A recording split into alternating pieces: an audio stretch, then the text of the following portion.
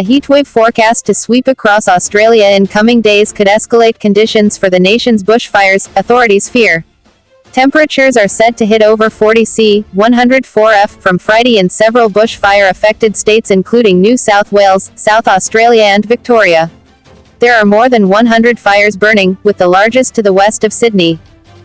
Firefighters took advantage of cooler temperatures over Christmas to try and contain fire fronts. It is all about shoring up protection before we see the conditions deteriorate again, said New South Wales Rural Fire Service Commissioner Shane Fitzsimmons on Friday. The surge of heat is due to return just a week after Australia recorded its two hottest days on record, consecutively. On the 19th of December, the national average maximum hit an all-time high of 41.9 C, 107.4 F. Fire officials said they were bracing for similar dryness, low humidity and volatile winds. Last week, dozens of homes were lost in rural towns southwest of Sydney from a flare-up in the blazes. We're not expecting the catastrophic conditions like we've seen in the last few weeks. But it's certainly going to be another tough period, said Mr. Fitzsimmons. Holidaymakers have been warned to check the status of major highways before setting out, after some roads were cut off last week due to bushfires.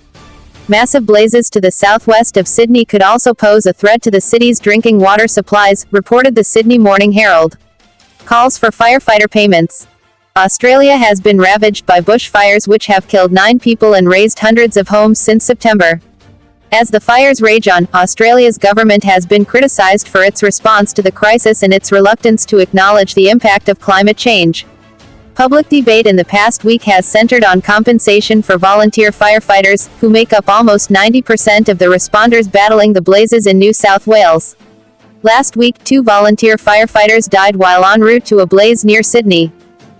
Prime Minister Scott Morrison has consistently rebuffed suggestions of payments to volunteers. Instead, on Tuesday, he announced an extended paid leave entitlement for public servants who went to fight the fires. However, Government Minister Darren Chester broke ranks on Thursday, suggesting payments or a tax was necessary in the long term.